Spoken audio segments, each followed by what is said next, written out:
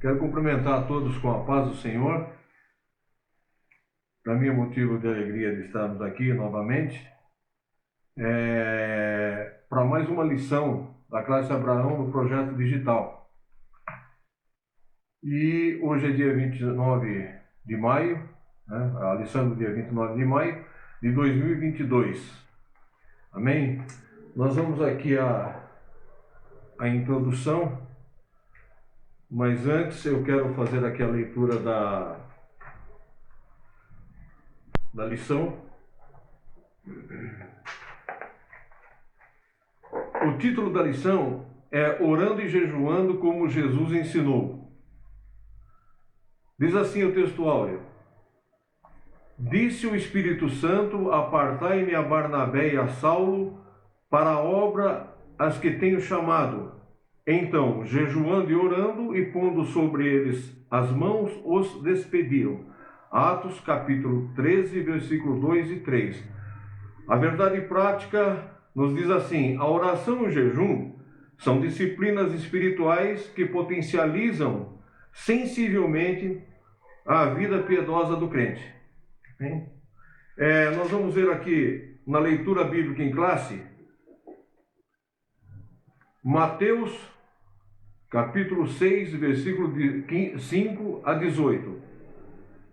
E quando orares, não sejas como os hipócritas, pois se comprazem em orar em pé na sinagoga e às esquinas das ruas para serem vistos pelo homem. E em verdade vos digo que já receberam o seu galardão.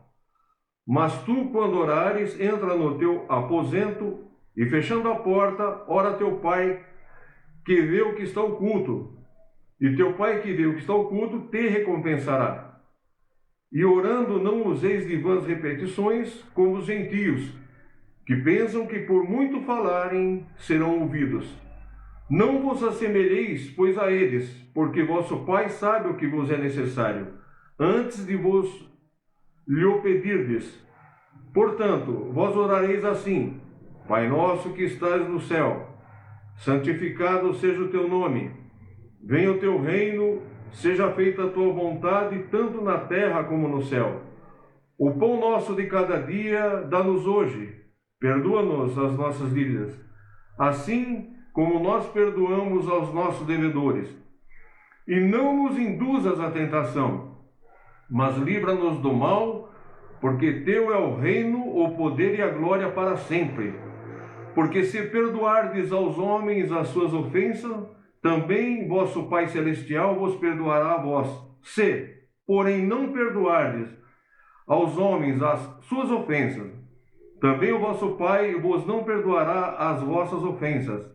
E quando jejuardes, não vos mostreis contristados como os hipócritas, porque desfiguram o rosto para que os homens pareça que jejuam.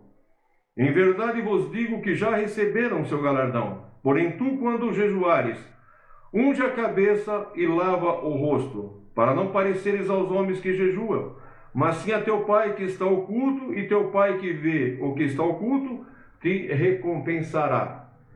Amados, o assunto desta lição é o jejum e a oração, que fazem parte do reino que o Senhor está implantando a partir desse momento, né? Esse ensinamento dele para nós, falando sobre a oração e jejum, parece assim algo que não tem muito o que falar, né? Porque nós sabemos que a oração é o que move a vida do crente. Aqui na introdução, nós vemos que a oração deve ser como Jesus ensinou. Ele se achou importante, juntamente com tudo que ele estava passando ali no Sermão do Monte, junto com seus discípulos ali na beira do Mar da Galileia, junto a Cafarnaum. Quando ele ensinava, que chegou nesse tópico, nesse ponto aqui, ele deu ênfase à maneira de orar, como orar, de que forma orar, quando orar, né, de que jeito orar. E é muito importante que nós aprendamos isso aí, porque faz parte do reino e é algo que o crente não pode viver sem. Muito bem, no ponto 1, nós observamos aqui a oração como um diálogo, né, com o Pai. Não é um monólogo, é um diálogo. São duas pessoas conversando, né? O interlocutor é aquele que fala com você. Esse é o interlocutor. Ambos são interlocutores naquela conversa. E o diálogo é uma conversa. E a oração nada mais é do que conversar com Deus. Como assim eu converso com você, converso com meu amigo, converso com... Quanto mais assunto nós temos, mas nós percebemos que somos mais íntimos dessa pessoa. Porque se nós não nos conhecêssemos, não teria assunto para conversar, né? E muitas vezes nós temos dificuldade em o que falar a Deus, o que conversar com Ele. Amém? Muito bem. Na verdade, a oração, ela parte da alma. Nós somos uma tricotomia, espírito, corpo e alma. A alma fala ao Senhor, a alma conversa com Deus, né? Ela faz uso do corpo, porque no corpo tem a voz, tem as articulações, né? Tem aquilo que é visível aos homens. Deus ele não necessita disso, mas a alma ela necessita do corpo como veículo para se pronunciar, para se manifestar, né? É muito importante. Nós temos que dar muita importância a isso, porque toda a nossa vida espiritual, a nossa vida de crente, ela é segundo a fé. A fé, ela move tudo que nós fazemos. Se oramos, se cantamos, jejuamos, se louvamos, adoramos, se trabalhamos na vida secular, se trabalhamos na vida material dentro da própria igreja, não importa, estamos fazendo para o Senhor, tem que ser com fé. E a fé anda junto a tudo isso, oração, jejum, a minha vida de crente, a minha vida de servo de Deus. Amém? Muito bem, e sobre diversas formas, nós vemos que existe, o comentarista, o pastor Uziel, ele colocou aqui algumas formas de oração. Não leríamos todos, obviamente, que os senhores terão mais tempo e passarão isso aos alunos. Nós vamos aqui apenas de uma aula assim mais didática, pedagógica, para ver se conseguimos sanar algumas polêmicas que surgirão com certeza, né? Nós vemos aqui a oração como confissão, lá em 1 Reis, primeiro livro de Reis, 8:47, né? A oração como adoração, né? Nós vemos em Mateus 14:33, e como comunhão, Êxodo 25 e 22, são formas de orações. E nós vemos aqui em ações de graça, lá em Êxodo 15, 20 e 21, aquela passagem quando o povo hebreu, Israel, atravessou o mar vermelho, passando em seco. Quando chega do outro lado, Miriam, ela tem uma atitude de adoração diante de Deus, em gratidão, ação de graça. Aquilo é uma oração. Aquilo é como uma oração. E eu acho muito lindo aquela ação de graça, aquela atitude que Miriam fez ali para Deus, em agradecimento, né? E Paulo exortou forma de orar em Colossenses, no capítulo 4 e versículo 2. Eu gostaria até de compartilhar aqui com os irmãos, que é muito importante. Colossenses 4 e 2. Vejamos o que Paulo nos diz aqui. Ele nos dá essa exortação como uma ordenança. Perseverar em oração, velando nela com ações de graça. Eu achei por bem ler esse versículo, por quê? Toda oração nossa, toda oração do crente salvo, fiel a Deus, que crê nele, tem que ser com ação de graça. Primeiro, ação de graça. Depois nós fazemos imprecações, depois nós fazemos um pedido, depois fazemos intercessões, mas primeiro não podemos esquecer que toda a nossa oração deve ser com ação de graça. E a priori, buscar a glorificação do Pai, né? Glorificação, Mateus 6 e 9 faz parte da lição. Nós, assim, depois disso, nós pedimos e suplicamos, mas primeiro a glorificação de Deus. Amém? A busca para a resposta de Deus, ela deve ser incessante. E isso, muitas vezes, não nos anima muito. Parece que o crente ele não tem muita paciência de buscar. Ele quer pedir, né? Sem os 4 itens essenciais à oração que nós vamos ver a seguir, e achamos que Deus tem que nos ouvir de pronto, de imediato. Não é bem assim. Nós temos que aprender. E nós aprendemos através da palavra, através da escola dominical, através dos ensinamentos, através da leitura, através da ajuda do Espírito Santo. Amém? E não é só pedir, mas também interceder. Êxodo, no capítulo 1, nós vemos, por exemplo, lá em 1 Samuel, no capítulo 12, versículo 23, há uma intercessão ali que é interessante. Quando Samuel faz aquela intercessão, né, nós vemos que ele não está pedindo para ele, ali não está sendo um pedido para ele. Ele está fazendo um pedido que é intercessória, ou seja, nós vemos aqui 1 Samuel, vamos ler. É importante ler. 1 Samuel 12 e 23. Diz assim a palavra do Senhor: E quanto a mim, longe de mim que eu peque contra o Senhor, deixando de orar por vós. Olha só que coisa. Longe de mim que eu peque, que eu venha pecar contra Deus, se eu deixar de orar. Né? Nós pensamos que pecado é pouca coisa, né? Qualquer coisa, aquelas coisinhas que nós conhecemos de errado, né? No dia a dia. Não, nós vemos que aqui, antes, vos ensinarei o caminho bom e direito. A preocupação dele era fazer a intercessão, e se não o fizesse, estaria pecando. Que nós pudéssemos ter esse mesmo pensamento, esse sentimento, né, meus irmãos?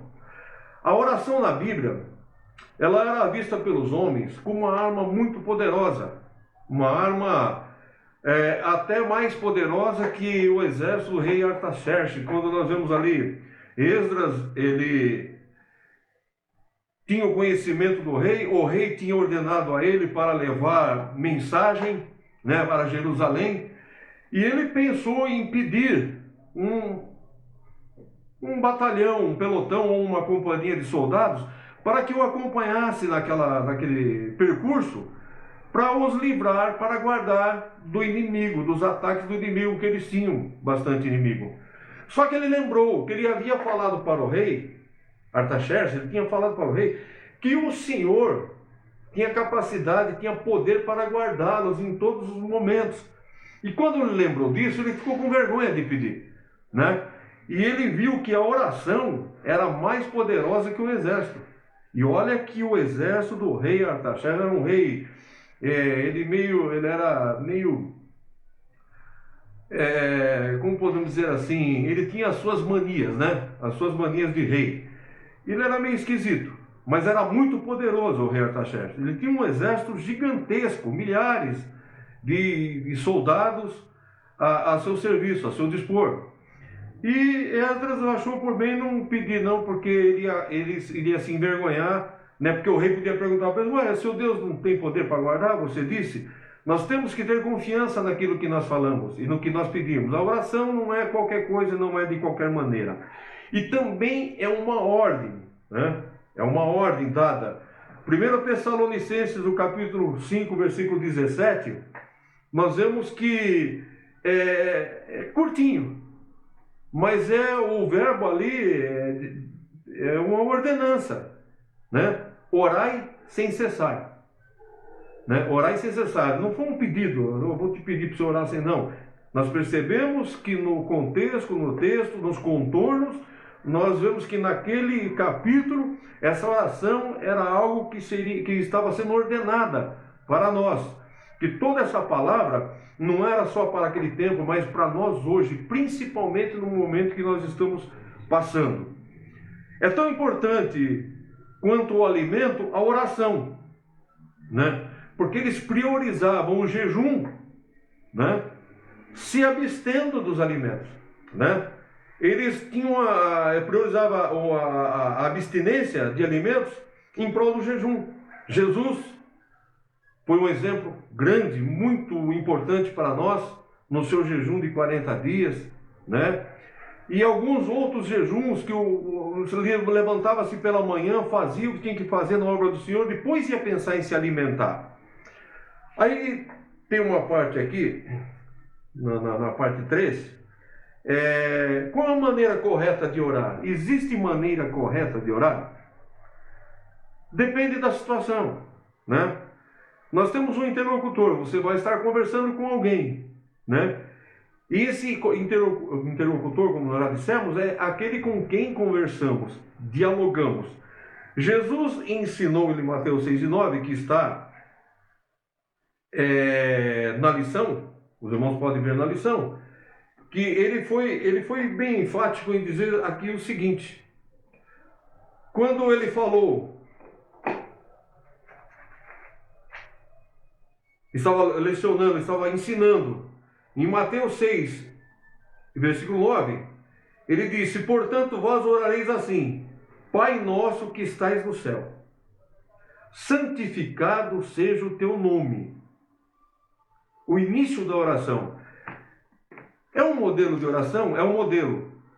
Você ou nós não precisamos seguir esse modelo de Jesus, porque temos o Espírito Santo, né? Nós, se aprendemos a rezar lá atrás, no início das nossas vidas, não sei, eu não aprendi, mas nós observamos que reza, nós vamos ver isso aí, reza é uma coisa e oração é outra, né? A oração, ela é dirigida direto ao Pai, e sempre em nome de Jesus. Não podemos esquecer que é em nome de Jesus. Isso não é uma fórmula mágica, não é uma espécie de abracadabra, não. É em poder, na autoridade, no nome de Jesus. Sempre na autoridade, no nome de Jesus, sempre que possível. E não esquecemos disso aí, que é muito importante. Muito bem. Diante dessa oração, qual seria a nossa postura? Como que nós estaríamos orando? Né? Em 1 Reis 8:24, nós vemos ali, o rei, ele estava numa posição, se não me foge a memória, deitado. E ele passou por uma situação em que ele precisava orar. Foi deitado mesmo. Se você não tem condições, não há outra maneira, a posição é o que menos importa. O que importa é ter o coração, o que está lá dentro, sinceridade, humildade, reverência, obediência, fé. Senão não adianta orar, é perda de tempo. Se não tiver esses requisitos, é perda de tempo. Amém? Se nós observarmos, nós não encontramos, acho que na lição, acho que não tem, mas se nós observarmos aqui, ou nas outras lições, Jonas, lá no capítulo 2, ele fez uma oração ali, tem vários versículos, e ele estava dentro da barriga do peixe. Ele fez uma oração ali, uma súplica, um clamor, ele estava dentro da barriga do peixe. Aí eu pergunto, né? Aí me vem uma indagação, como era a posição dele lá dentro daquela barriga, dentro do ventre daquele peixe? Como que ele estava ali? Será que estava confortável? Será que estava ajoelhado, de cabeça para baixo, deitado, enrolado, encolhido? Não sabemos. Imagina a situação, né, do homem suplicando numa posição de desespero, numa situação desesperadora, orando, clamando a Deus. Não sabemos, mas Deus ouviu ele. Então a posição é o que menos importa. Porém, há situações. Se nós estamos na igreja e nos é convidado a nos colocarmos em pés para orar, vamos ficar em pés, vamos orar. A oração, ela é no coletivo? Não. Muitas vezes nós vamos orar, né? Vamos orar para iniciar o culto. A oração é para iniciar o culto. Mas as palavras que vão sair do teu coração é algo coletivo, não é tanto individual. Agora tem uma oração específica para fulano de tal, para Deus abrir uma porta. Essa oração, ela é individual. Embora muitas pessoas estão orando, porém cada um, ou melhor, essa oração ela é no coletivo. Todas as pessoas orando, Deus ouvindo. E tem aquelas orações que tem muitas pessoas orando, porém as orações são individuais. Deus consegue ouvir todas elas e atender a todas elas de uma maneira coerente e eficaz, dentro daquilo que esperamos e aguardamos. Obviamente que temos que estar na sua vontade. A nossa oração, ela não é pedirmos tudo que vem à mente, aquilo que precisamos, que nem tudo que precisamos é da vontade do Senhor. Nós pensamos que precisamos, mas nem sempre é da vontade de Deus, e Deus sempre soube o que é o melhor para nós. Amém? E de acordo com o local e necessidade, nós nos levantamos em clamor ao Senhor, e Ele tem poder para nos ouvir. Em todo lugar. Não tem um lugar específico para orar. Quando o Senhor deu um exemplo lá, uma dica, quer falar com o seu pai por algum problema em particular, vai e feche-se no seu aposento, no seu quarto, fecha a porta, e teu pai ouvirá em oculto, né? Ele vai te ouvir, porque só você e ele, é algo secreto. Só você vai estar falando com ele, está lá em particular. Sabe quando você chama uma pessoa no particular? Porque não quer que os demais que estejam ali, por algum motivo, não vos ouçam? Você chama, eu queria ter um particular com você, é possível? Com Deus é a mesma coisa. E isso é aceitável, nós temos base bíblica. Se nós podemos passar para aqueles que vão estar nos ouvindo e perguntar aos senhores professores, né? Mas aonde eu orar, de que maneira orar? Uma das maneiras, entra no meu quarto e chora na presença do Senhor, que muitas vezes eu vou chorar, eu vou ali derramar em lágrimas, eu fico à vontade, você está à vontade, a porta está fechada, você não terá vergonha de abrir o seu coração e chorar aos pés do Senhor. Muitas vezes nós ficamos acanhados em chorar na presença até mesmo da nossa esposa, até mesmo na presença de um amigo, até mesmo da mãe, do pai, ficamos acanhados. Mas no quarto fechado, com o joelho dobrado, nós estaremos só nós e o Senhor. Está lá o Pai, o Filho e o Espírito Santo, né? Pensando na Trindade, é assim que ocorre. E para a oração ser ouvida, a oração só, ela só será, ela sozinha, ela parece que está faltando alguma coisa. A oração, para ser ouvida, ela tem que ser acompanhada, imprescindivelmente, de 4 coisas, 4 itens, né? Nós listamos aqui: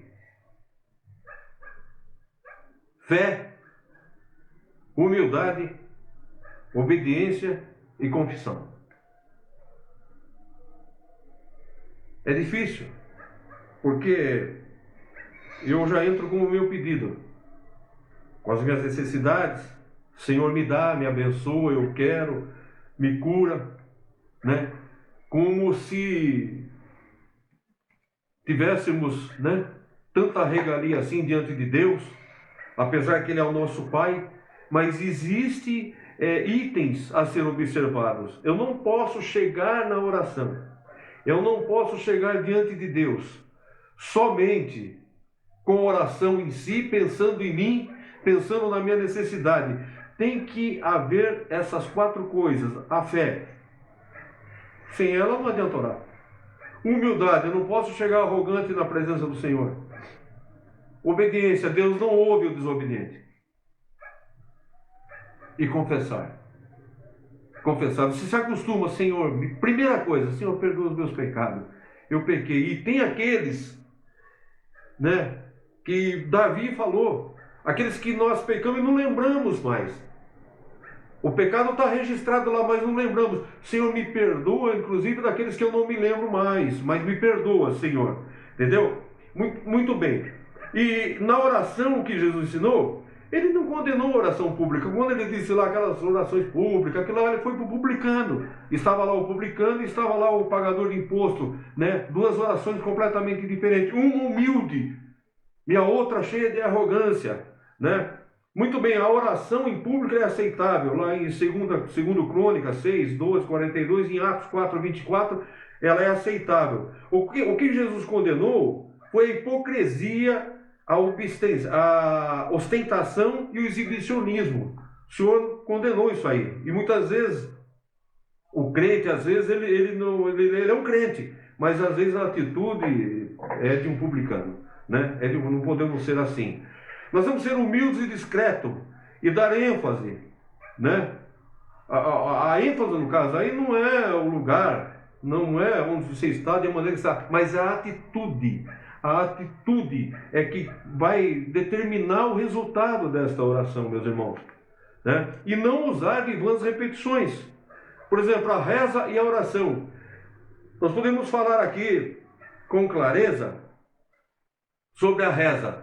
O que é a reza em relação à oração? A reza é algo escrito ou decorado que você lê ou decora e fica repetindo aquilo ali. Aquela ladainha. Vãs repetições. Não é isso que Deus quer ouvir, não. E a oração, qual é a diferença? A oração nasce no coração espontaneamente de acordo com o teu estado espiritual diante de Deus. É espontâneo. Isso aí parece que só o crente que tem o Espírito Santo pode fazer isso aí. Saiu daí, são ladainhas, repetições, né?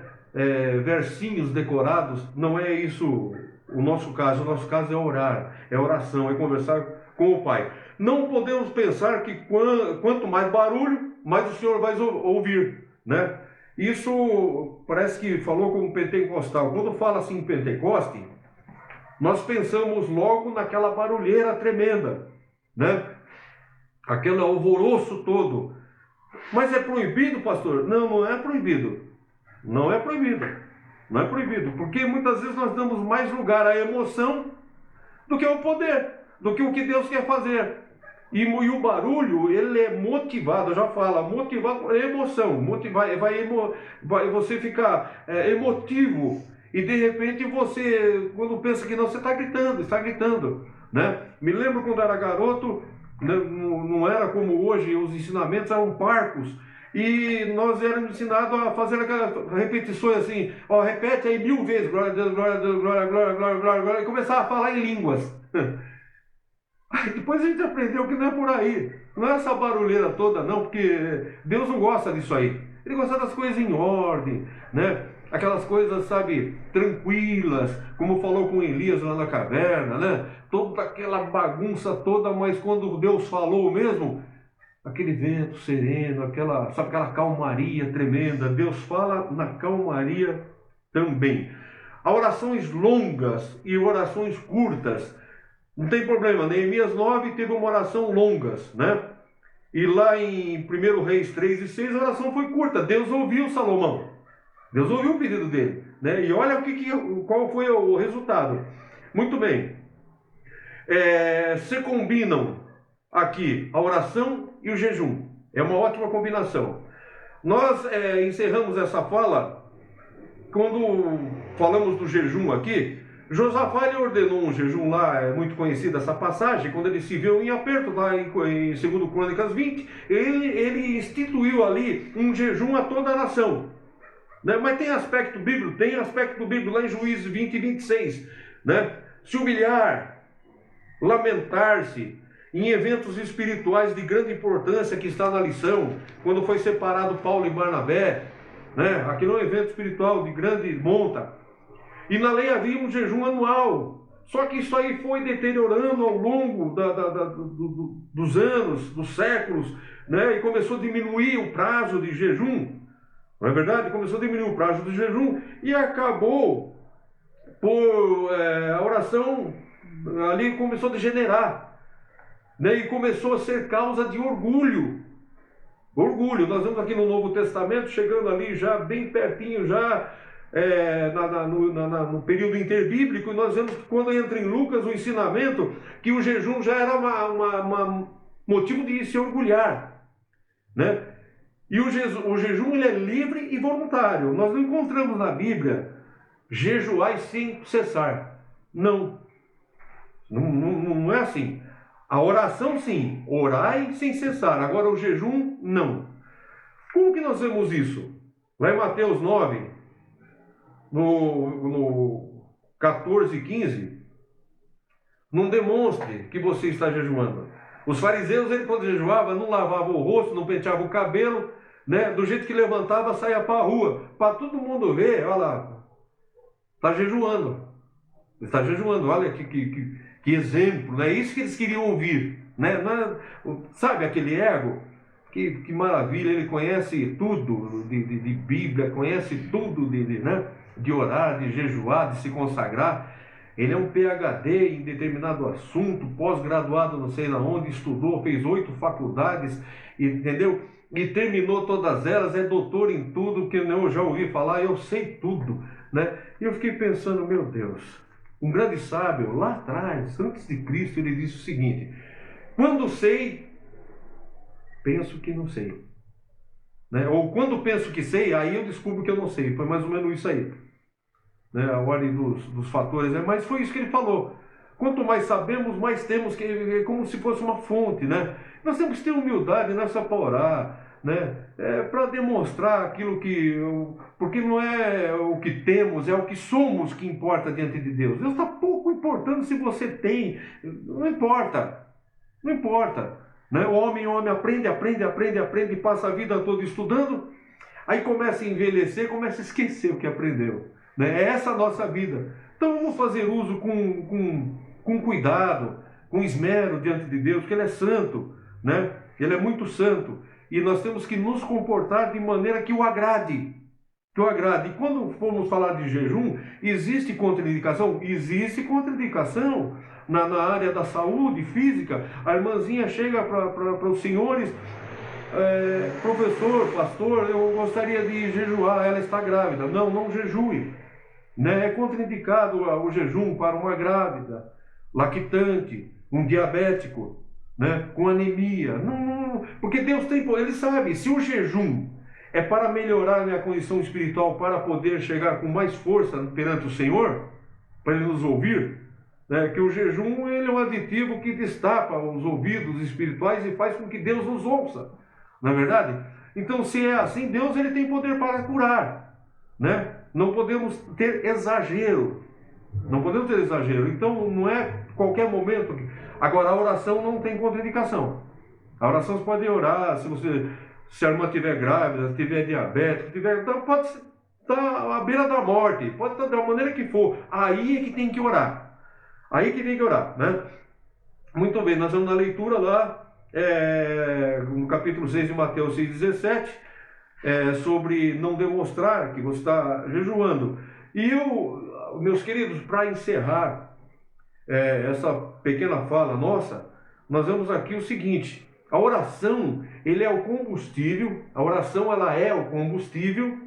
Como toda máquina precisa de uma fonte de energia, a oração ela é o combustível que move a vida do crente. Toda a nossa vida espiritual, eclesiástica, é movida pela oração através da fé. Amém? Concordam com isso? Muito bem. Agora, a oração ela é se ela é o combustível, o que seria o jejum? Me veio aqui à mente uma coisa interessante. Isso acontece no dia a dia, principalmente quem tem carro, né? Tanque vazio, o carro não sai do lugar.